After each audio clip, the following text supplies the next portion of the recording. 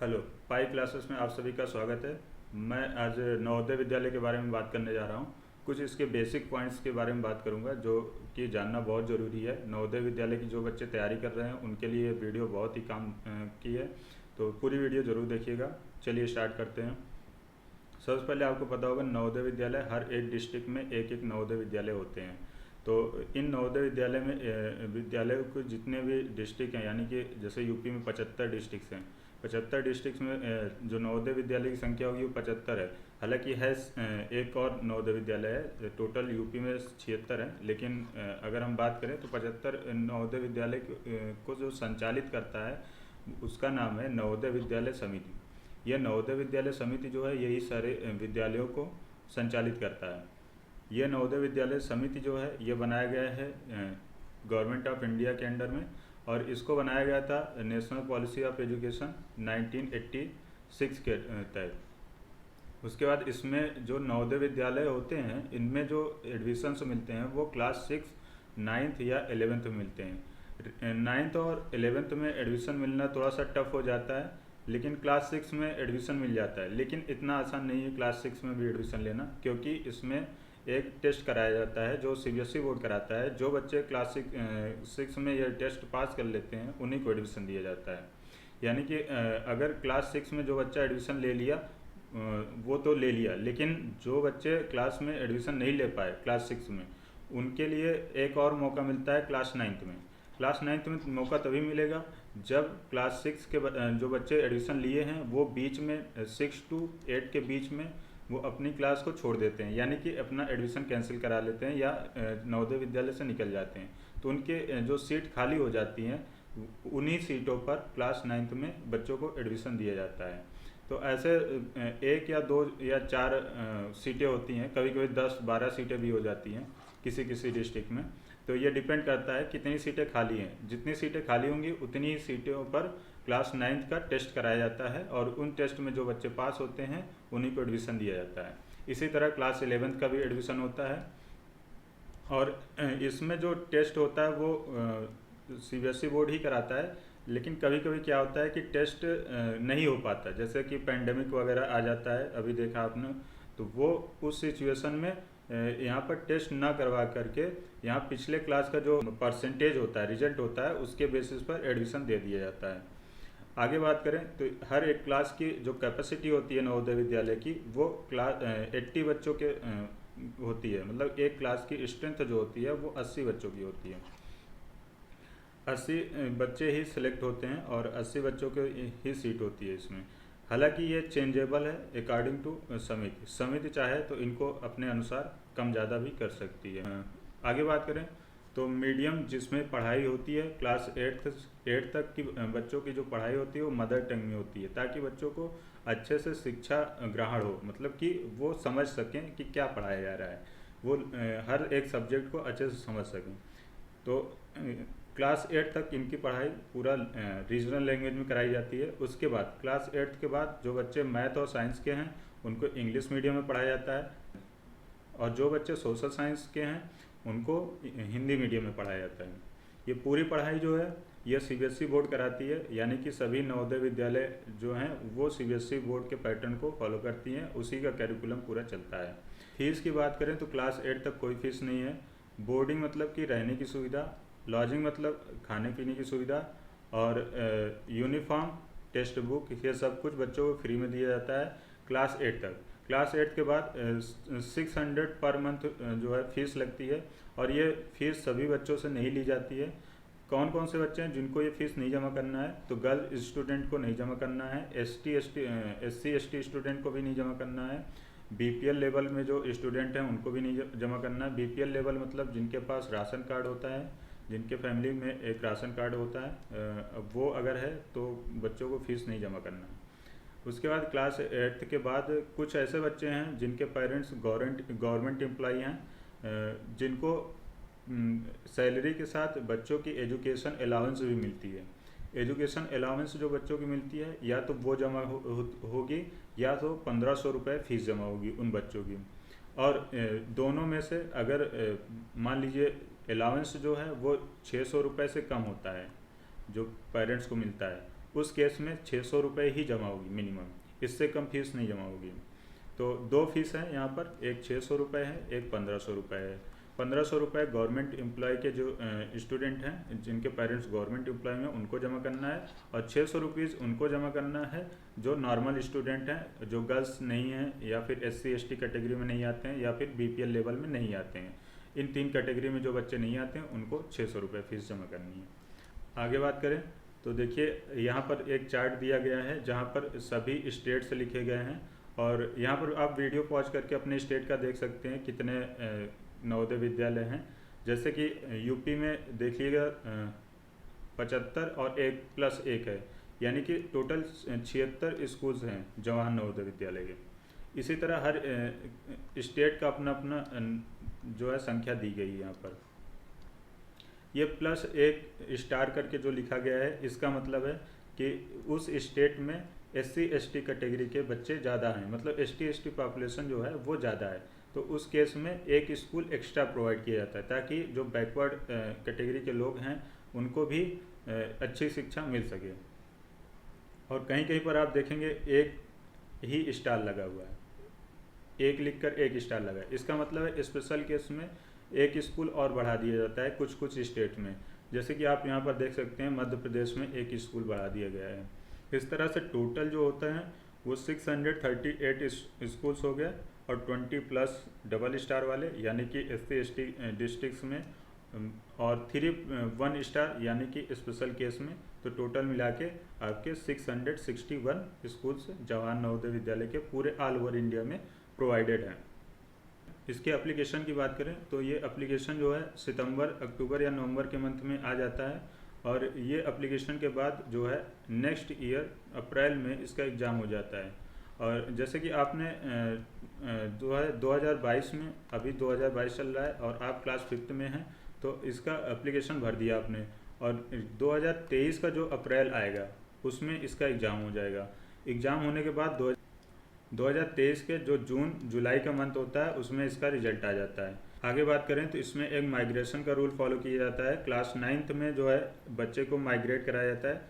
30% जो क्लास की स्ट्रेंथ होती है उनको माइग्रेट कराया जाता है, यानी कि एक क्लास में अगर मान लीजिए 100 बच्चे हैं तो 30 बच्चों को भेजा जाएगा। अगर 80 बच्चे हैं तो 80 का 30% यानी कि 24 स्टूडेंट्स को भेजा जाएगा। कहाँ भेजा जाएगा? हिंदी स्पीकिंग स्टेट से नॉन हिंदी स्पीकिंग स्टेट में भेजा जाएगा, और इसका वाइस वर्सा, यानी नॉन हिंदी स्पीकिंग स्टेट से हिंदी स्पीकिंग स्टेट में बुलाया जाएगा। ये क्यों करवाया जाता है? ताकि बच्चे 3 लैंग्वेज सीख सकें। कौन कौन से? एक तो रीजनल लैंग्वेज, जिस स्टेट में रहते हैं उस स्टेट का रीजनल लैंग्वेज, या जिस स्टेट में भेजा गया उस स्टेट का रीजनल लैंग्वेज, और हिंदी और इंग्लिश। हिंदी इंग्लिश तो बच्चे जानते ही हैं, लगभग उसी में पढ़ाया भी जाता है उनको, तो हिंदी इंग्लिश से फैमिलियर होते हैं। लेकिन रीजनल लैंग्वेज सीखना बहुत ज़रूरी है। रीजनल लैंग्वेज अपनी स्टेट का तो जानते ही हैं बच्चे, जैसे यूपी में हैं तो यूपी के रीजनल लैंग्वेज हिंदी होती है। हिंदी का तो जानते ही हैं बच्चे, लेकिन हिंदी जिस स्टेट में नहीं बोली जाती उस स्टेट की भाषा को भी जानना बहुत ज़रूरी होता है, ताकि आगे चल के बच्चे इंटीग्रेट कर पाएँ अदर स्टेट से। आगे बात करें तो सेम डिस्ट्रिक्ट JNV, यानी कि जिस डिस्ट्रिक्ट में बच्चा क्लास 5th पास किया है उसी डिस्ट्रिक्ट के JNV में उसको क्लास 6 में एडमिशन दिया जाएगा, या क्लास 8th जिस डिस्ट्रिक्ट से पास किया है उसी डिस्ट्रिक्ट में क्लास 9th में उसको एडमिशन दिया जाएगा। आप इसमें रिफ्यूज़ नहीं कर सकते कि हमें माइग्रेट नहीं कराना बच्चे को, या फिर जिस डिस्ट्रिक्ट में एडमिशन मिला है वहाँ पर नहीं लेना, किसी और डिस्ट्रिक्ट में लेना है। ऐसा बिल्कुल भी पॉसिबल नहीं है, नहीं तो एडमिशन कैंसिल कर दिया जाता है। इस केस में अगर पेरेंट्स नहीं मानते हैं तो उस केस में उस बच्चे का एडमिशन नहीं हो पाता JNV में। आगे बात करें तो जब इसका नोटिफिकेशन आता है, यानी कि फॉर्म भरने का जब नोटिफिकेशन आता है, इसको प्रॉस्पेक्टस भी बोला जाता है। तो जब प्रॉस्पेक्टस आता है तभी इसमें एक डेट दिया जाता है। प्रॉस्पेक्टस में एक डेट लिखा होता है, उस डेट से पहले का आपका सर्टिफिकेट होना चाहिए। यानी आप किसी भी एक कैटेगरी से बिलोंग करते हैं, SC ST या OBC से, तो उस डेट से पहले आप अपना सर्टिफिकेट तैयार रखिए। विजन की बात करें, उद्देश्य, सरकार का उद्देश्य क्या है इसके पीछे, तो उद्देश्य ये है कि जो रूरल एरियाज़ के बच्चे हैं उनको शिक्षा मिलना थोड़ा सा मुश्किल होता है। तो ऐसे बच्चों को एडमिशन दिया जाए जेएनवी में और उनको अच्छी क्वालिटी का एजुकेशन दिया जाए और उनको अवेयर किया जाए इन्वायरमेंटल के प्रति, एडवेंचर एक्टिविटीज़ सिखाया जाए, कल्चर के बारे में बताया जाए, वैल्यूज सिखाया जाए और फिजिकल एजुकेशन जो कि बहुत ज़रूरी होता है एक बच्चे के लिए वो सिखाया जाए। ये जानकारी इस वेबसाइट से लिया जा सकता है और ये नवोदय विद्यालय समिति की जो है ऑफिशियल वेबसाइट है और यहाँ पर एक नंबर भी दिया गया है, कॉन्टैक्ट नंबर, जिस पे आप कॉल करके एडमिशन्स के बारे में जानकारी ले सकते हैं।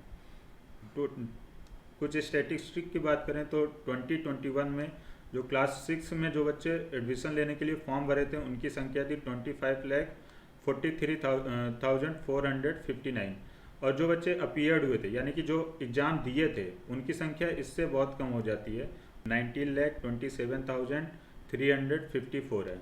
और उसके बाद जो जिनको एडमिशन मिला एक्चुअल में उनकी संख्या की बात करें तो 54,292 स्टूडेंट्स हो जाते हैं, यानी कि फॉर्म भरने से लेके एडमिशन मिलने तक इनकी संख्या बहुत कम हो जाती है। जैसा कि आप जानते हैं कंपटीशन बहुत है, जो एग्ज़ाम होता है एडमिशन एग्ज़ाम होता है उसमें काफ़ी बच्चे बैठते हैं, लेकिन जो एडमिशन मिलता है वो बहुत कम ही लोगों को मिलता है। आगे बात करें तो total number of candidate selected in class 9th में जो बच्चे सिलेक्ट हुए हैं उनकी संख्या है 4,413। ये 2020-21 की बात है।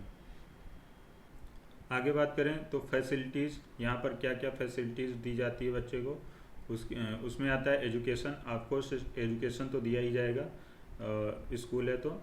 उसके बाद बोर्डिंग फैसिलिटी, उसके बाद बोर्डिंग फैसिलिटी यानी रहने की सुविधा दी जाती है, लॉजिंग फैसिलिटी यानी खाने पीने की सुविधा दी जाती है, यूनिफॉर्म यानी बच्चे का यूनिफॉर्म प्रोवाइड किया जाता है, और टेक्स्ट बुक्स यानी कि जो बुकें चलती हैं सीबीएसई बोर्ड में एनसीईआरटी की वो सारी दी जाती हैं। स्टेशनरी आइटम्स में pen, pencil, eraser, geometry box, scale, ये सारी चीज़ें प्रोवाइड की जाती हैं। डेली यूज आइटम्स में जैसे साबुन हो गया, तेल हो गया, ये सारी चीज़ें प्रोवाइड की जाती है। और यदि स्कूल की तरफ से बच्चे को कहीं बाहर भेजा जाता है तो 3rd AC ट्रेन का टिकट भी स्कूल के द्वारा ही दिया जाता है, या फिर AC बस का टिकट जो है वो स्कूल के द्वारा दिया जाता है। मेडिकल फैसिलिटीज़ अवेलेबल होती हैं हर एक स्कूल में नवोदय विद्यालय की, और CBSE का जो फीस होता है वो भी ये स्कूल वाले ही प्रोवाइड करते हैं। यहाँ पर कुछ चार्ट दिए गए हैं जो अलग अलग एग्जाम्स में कैसे बच्चे परफॉर्म कर रहे हैं इसका अंदाज़ा मिल सके। तो नंबर ऑफ़ JNVs जो हैं इतने हैं, और उसके बाद जो बच्चे अपीयर्ड हुए हैं बोर्ड के एग्ज़ाम में, क्लास 10th के बोर्ड के एग्ज़ाम में जो बच्चे अपीयर्ड हुए उनकी संख्या दी गई है, और जो बच्चे फर्स्ट आए हैं इसमें से उनकी संख्या दी गई है। इसी तरह क्लास 12th के दी गई है, जो बच्चे जितने स्कूल्स हैं जो बच्चे अपीयर्ड हुए हैं और जितने फर्स्ट आए हैं उनकी संख्या दी गई है। उसके बाद JEE और नीट जैसे एग्ज़ाम्स की बात करें तो JEE में जो है 20 और 21 में जो बच्चे अपीयर्ड हुए हैं उनकी संख्या दी गई है, जो बच्चे क्वालिफाई हुए हैं उनकी संख्या दी गई है। उसके बाद जो फर्स्ट लिस्ट एडवांस में आए हैं बच्चे उनकी संख्या भी दी गई है। आप हर जगह देखेंगे संख्या बढ़ती हुई दिख रही है। इसका मतलब है कि जो बच्चे पार्टिसिपेट कर रहे हैं और अच्छा परफॉर्म कर रहे हैं, JNV के जो बच्चे हैं वो काफ़ी अच्छा परफॉर्म कर रहे हैं। इसी तरह नीट में भी देख सकते हैं 2021 में हर जगह बच्चों की संख्या बढ़ी हुई है, चाहे वो अपीयरिंग की बात करें या फिर क्वालिफाइंग की बात करें। नेक्स्ट एकेडमिक एक्टिविटीज़ है जिसमें 3 कैटेगरी है। पहला है को करिकुलम, दूसरा है फ्लैगशिप प्रोग्राम, तीसरा है पेस सेटिंग। तो को करिकुलम में पहला चीज़ आता है नेशनल गेम्स, ये बहुत अच्छे से मनाया जाता है नेशनल गेम्स एंड स्पोर्ट्स। इसमें 3 लेवल होता है, एक क्लस्टर लेवल, दूसरा रीजनल, तीसरा नेशनल। जो बच्चे यहाँ तक अच्छा परफॉर्म करते हैं उनको school games federation of India में भेजा जाता है। दूसरा है एनसीसी में राइफल शूटिंग, कैंपिंग सिखाया जाता है। तीसरा है स्काउट्स एंड गाइड एक्टिविटीज़, इसमें जो है जैम्बोरीज, रैलीज एंड कॉन्फ्रेंसेस मतलब मीटिंग वगैरह कराया जाता है। रैलीज आप लोग जानते ही होंगे, नेता लोगों की रैलीज देखी होगी। जैम्बोरीज मतलब किसी एक पर्पज के लिए बहुत बड़ी रैली निकालना। नेक्स्ट 4th पे है म्यूजियम कॉर्नर। म्यूजियम कॉर्नर में बच्चों को अलग अलग म्यूजियम्स में ट्रेवल कराया जाता है ताकि हिस्ट्री के बारे में अच्छे से सीख सकें। उसके बाद है मल्टी जिम्स। इसमें जो है हर स्कूल्स में जिम्स वगैरह प्रोवाइड किए जाते हैं ताकि बच्चे शारीरिक रूप से अच्छे और स्वस्थ रहें। उसके बाद है नेशनल सर्विसेज स्कीम्स। इसमें जो है जो गवर्नमेंट की स्कीम्स वगैरह आते हैं उनको समझाया जाता है। नेक्स्ट है एडोलेसेंस एजुकेशन प्रोग्राम। इसमें जो है बच्चों को ऐसी बातें सिखाई जाती है जो टीन एज में आने के पर बहुत आसानी से बच्चे बैड हैबिट्स के शिकार हो जाते हैं, जैसे स्मोकिंग वगैरह की हैबिट पड़ जाती है। तो ऐसे गलत हैबिट से बचने के लिए ये शिक्षा दी जाती है। Experiences of Navodaya Vidyalaya student. एक नवोदय विद्यालय के स्टूडेंट्स को क्या क्या एक्सपीरियंसेस होता है, ये उन सब चीज़ों के बारे में बात करता है। उसके बाद national foundation of communal harmony. Communal harmony का मतलब है कि अलग अलग कैटेगरी के जो लोग हैं, अलग अलग कैटेगरी के लोग एक साथ कैसे रह सकते हैं, टॉलरेंस को कैसे मेंटेन रख सकते हैं, उसके बारे में बताता है। तो इसके लिए पेंटिंग, स्टोरी राइटिंग या फिर ऐसे राइटिंग कंपटीशन कराया जाता है। जो बच्चे अच्छा परफॉर्म करते हैं उनको प्राइज़ वगैरह भी दिया जाता है। नेक्स्ट है स्वच्छता कैंपेन। स्वच्छता कैंपेन्स लगाए जाते हैं ताकि बच्चे सीख सकें कि स्वच्छ कैसे रहना है। आगे बात करें पेस्टोलॉजी। पेस्टोलॉजी एक चैरिटेबल ट्रस्ट है इंग्लैंड की जो बच्चों को एजुकेशन में बहुत ही मदद करता है। जो बच्चे फॉरेन में जाके कोई कोर्स करना चाहते हैं, डिप्लोमा कोर्स करना चाहते हैं, उनको ये फंडिंग देता है। उसके बाद नेशनल टैलेंट सर्च एग्ज़ाम, ये क्लास 10th के बच्चों के लिए होता है। इसमें जो बच्चे अच्छा परफॉर्म करते हैं उनको स्कॉलरशिप वगैरह दिया जाता है। इसके बाद किशोर वैज्ञानिक प्रोत्साहन योजना, ये भी एक कंपटीशन टाइप का है जो स्कूल्स में कराया जाता है। नेक्स्ट है रीजनल साइंस कांग्रेस। ये एक मीटिंग होती है जिसमें साइंस के फील्ड में क्या अच्छा हो रहा है, क्या नया हो रहा है, उन सब चीज़ों के बारे में जागरूक किया जाता है, उन सब चीज़ों के बारे में बच्चों को बताया जाता है। नेक्स्ट है फ्लैगशिप प्रोग्राम। फ्लैगशिप प्रोग्राम क्या है कि जैसे इसमें कला से रिलेटेड सारी प्रोग्राम्स कराए जाते हैं। कला उत्सव में डांस, ड्रामा वगैरह, विजुअल आर्ट्स, क्राफ्ट्स, इन सब की कंपटीशंस कराए जाते हैं। उसके बाद रंगोत्सव में singing, music, instruments, dance, drama, painting, literary competition और थिएटर एक्टिविटीज़, अलग अलग तरह की एक्टिविटीज़ ये सारे होते हैं, इनको कराया जाता है। फिर एक होता है स्टूडेंट बैंड कंपटीशन। ये आउटडोर यानी कि अदर स्कूल से कंपाइल करके कंपटीशन कराया जाता है। उसके बाद एक भारत श्रेष्ठ भारत, इसमें फाइन आर्ट्स के कंपटीशंस होते हैं। उसके बाद सीमा दर्शन में बच्चों को बॉर्डर एरियाज में ट्रेवल कराया जाता है और वहाँ के इन्वायरमेंट्स और वहाँ के जो सिक्योरिटी पर्सनल्स हैं उनसे मुलाकात कराई जाती है। नेक्स्ट है पेज सेटिंग। पेज सेटिंग में कुछ प्रोग्राम कराए जाते हैं, जैसे coaching of rural children for JNVST की जो तैयारी कर रहे हैं रूरल एरियाज के बच्चे, उनको कोचिंग्स वगैरह प्रोवाइड किया जाता है। Organising immunisation camp, health checkup camp, first aid training camp, pollution control, cleanliness drive, literacy campaign, ये सारी चीज़ें चलाई जाती हैं। Providing mobile library for rural learners, यानी कि जो गांव के बच्चे हैं जिनको शिक्षा मिलना थोड़ा सा मुश्किल होता है, उनको व्हीकल्स पे लाइब्रेरी बना के वो उन एरियाज में ले जाया जाता है और उनको बुक इशू कर दिया जाता है ताकि वो बच्चे भी पढ़ सकें। नेक्स्ट है organising awareness campaign. Awareness campaign में कुछ जो बेसिक चीज़ें हैं उनके बारे में जानकारी देने के लिए कुछ कैंपेन चलाए जाते हैं ताकि बच्चों को उनके बारे में पता चल सके। यहाँ से आप देख सकते हैं चाइल्ड लेबर वगैरह के जो इम्पोर्टेंट टॉपिक्स होते हैं जो बच्चों को पता ही होना चाहिए, ऐसे टॉपिक्स से रिलेटेड कैंपेन वगैरह चलाई जाती है। नेक्स्ट है organising street plays. Street plays का क्या मतलब है? नुक्कड़ नाटक की बात कर रहा है ये। नुक्कड़ नाटक में जो बेसिक चीज़ें हैं जैसे साइंटिफिक स्पिरिट्स वगैरह हैं, फैमिली प्लानिंग क्या होता है, एजुकेशन फॉर चाइल्ड, जो ट्रेंडिंग टॉपिक्स होते हैं उनके ऊपर नुक्कड़ नाटक बनाया जाता है और उन नुक्कड़ नाटक पे बच्चों से परफॉर्म करवाया जाता है ताकि बच्चे सीख सकें कि इसका बैड इफ़ेक्ट क्या होते हैं। नेक्स्ट बात करें तो कंप्यूटर लिटरेसी प्रोग्राम्स कराए जाते हैं जिसमें कंप्यूटर के बारे में काफ़ी कुछ जानकारी दिया जाता है। नेक्स्ट बात करें तो vermicompost and mushroom culture के बारे में पढ़ाया जाता है। नेक्स्ट है programmes for neighbouring schools. Neighbouring school यानी पड़ोसी स्कूल्स के साथ जो है कुछ प्रोग्राम्स कराए जाते हैं, जिनके बारे में यहाँ पर लिखा है, पूरा देख सकते हैं आप। नेक्स्ट है participation of student of neighbouring schools. पड़ोसी स्कूल से भी बच्चों को इनवाइट किया जाता है जेएनवी में आकर पार्टिसिपेट करें। तो ये रहा बेसिक जानकारियाँ जेएनवी के बारे में। और यहाँ तक वीडियो देखने के लिए बहुत बहुत धन्यवाद। यहाँ से मैं वीडियो बंद कर रहा हूँ। आप वीडियो को लाइक कर दीजिए, शेयर कर दीजिए उन बच्चों से जो अभी क्लास 6 में एडमिशन लेना चाहते हैं जेएनवी में, और सब्सक्राइब कर लीजिए ताकि नेक्स्ट जो क्लासेस आए वो भी आप देख सकें। कमेंट कर दीजिए अगर कोई डाउट है तो, नोटिफिकेशन बटन ऑन कर लीजिए ताकि नेक्स्ट वीडियो का नोटिफिकेशन भी मिल जाए आपको।